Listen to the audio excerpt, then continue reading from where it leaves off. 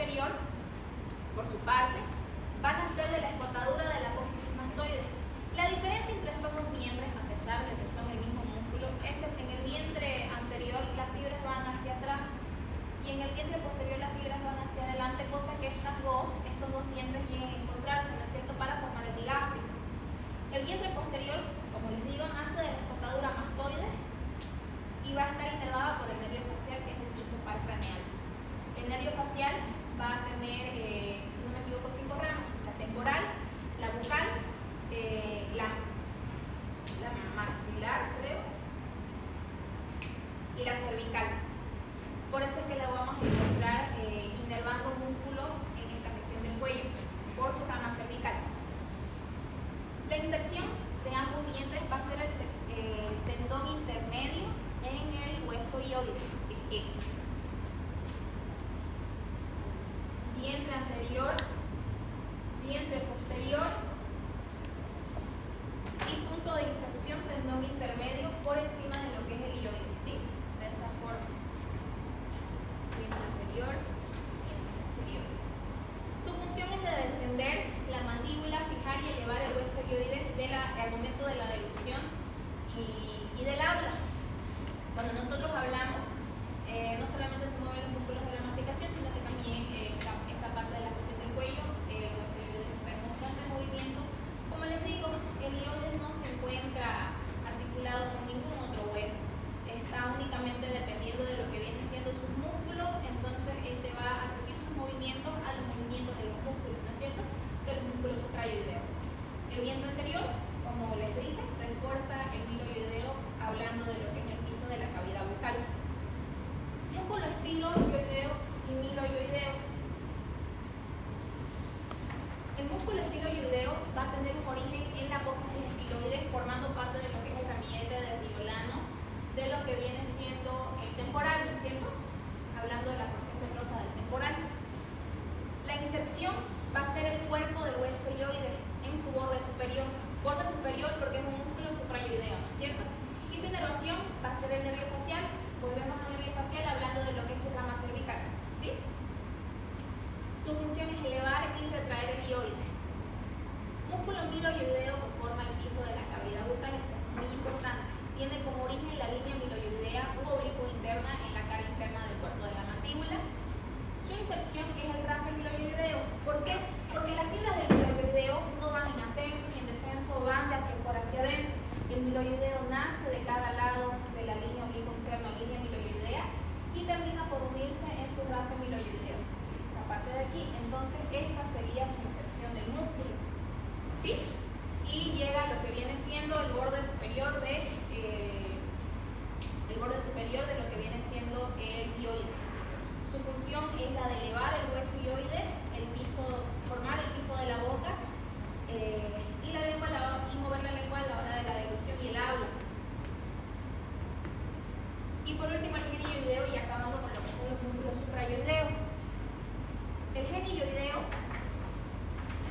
va a tener un origen en la espina mentoniana inferior de la mandíbula o apófisis genio inferior. Cuando nosotros hablamos de mandíbula, en la cara interna de lo que viene siendo el cuerpo, hablamos de apófisis mentonianas superiores e inferiores. Cuando hablamos de las superiores, hablamos de inserción de los músculos geniogloso, hablando de lo que es la lengua. Gloso es un sufijo para lengua. Por otra parte, las apófisis mentonianas inferiores o genio inferiores estaban dirigidas a este músculo, el músculo genioideo. Su inserción va a ser la cara inferior de lo que es el cuerpo del hioides, manteniéndose por encima, por eso es un músculo suprayoideo, y su inervación es el nervio hipogloso, hablando de lo que son pares craneales, nervio hipogloso.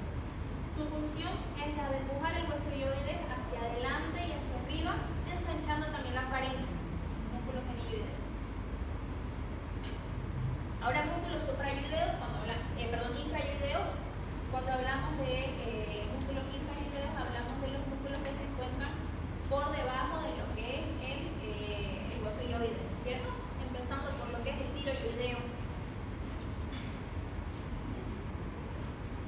El tiroyoideo tiene un origen en la línea oblicua del cartílago tiroides. Vamos a hablar del cartílago, hablando de lo que viene siendo la laringe. tiene una inserción en el borde inferior del cuerpo y hasta del hueso hioides, borde inferior del cuerpo del hioides, por eso es que es un músculo infrayoideo. Su inervación es por el nervio espinal del C1, de la primera vértebra cervical, vía del nervio hipoglótico.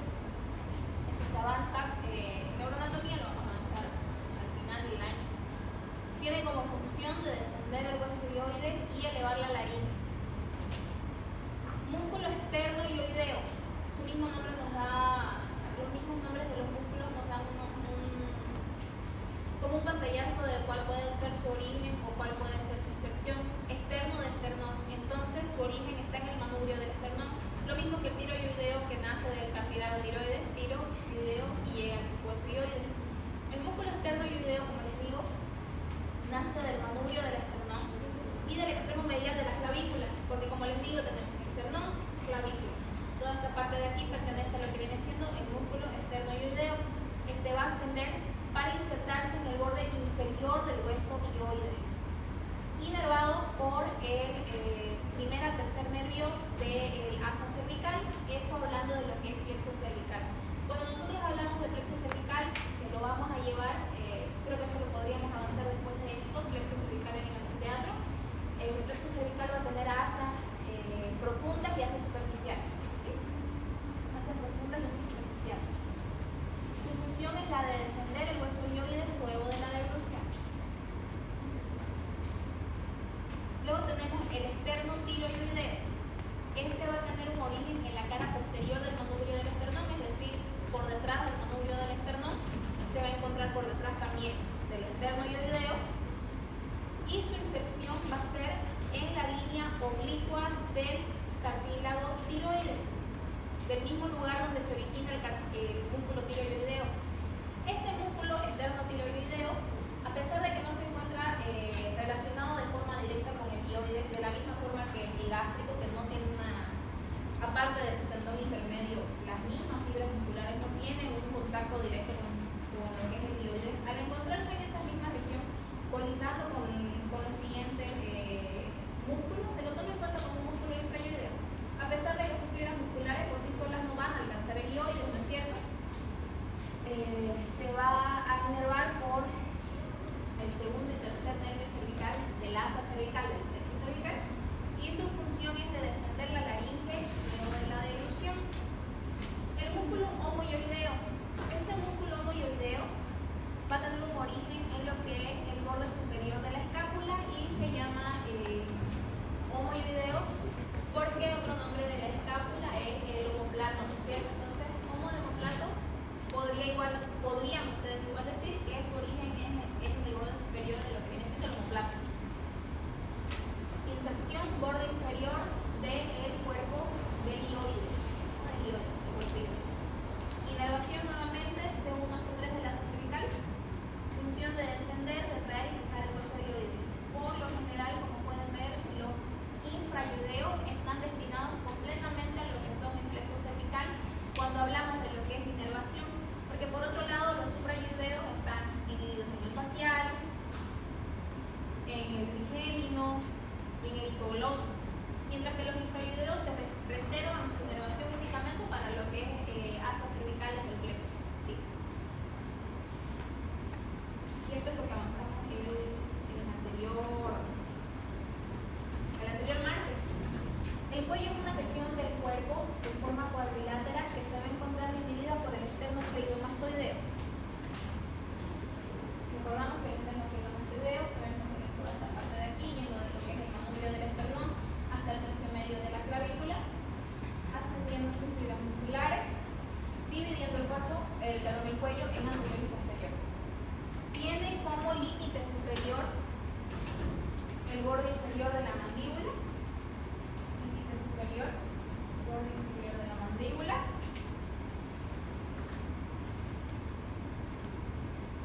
Tiene como límite posterior al cuello el borde anterior del trapecio.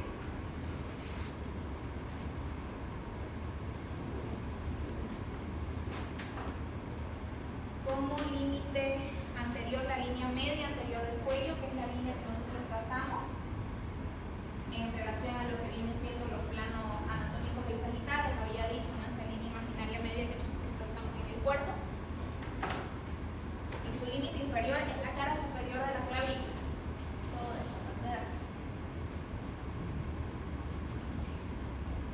Entonces el cuello es esa misma porción cuadrilateral del cuerpo que va a estar dividida en anterior y posterior gracias al esternocleidomastoideo que está de morado.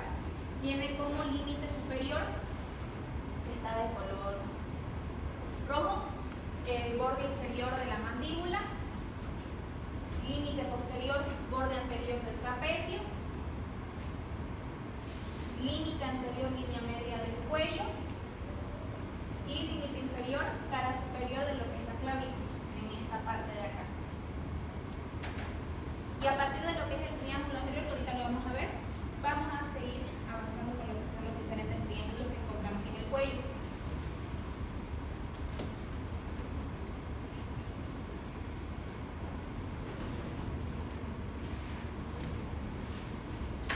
Triángulo anterior del cuello, este es el triángulo anterior del cuello, donde vamos a encontrar los consiguientes triángulos de los que vamos a hablar. Y el triángulo posterior, como les dije, es puro músculo, trapecio. Triángulo anterior del cuello. Tiene como límite anterior la línea media del cuello. Esta parte de aquí. Este es el límite anterior, la línea media del cuello. Media del cuello. Como límite posterior, el borde anterior del esternocleidomastoideo.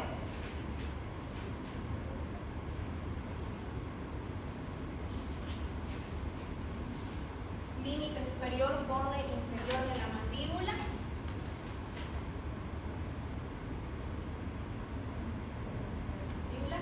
El vértice de este triángulo va a ser el manubrio del esternón. El manubrio del esternón. Este de aquí es su vértice. Y se va a encontrar atravesado por el vientre anterior del digástrico y el vientre superior del homoioideo. Vientre superior del digástrico y vientre superior del homoioideo.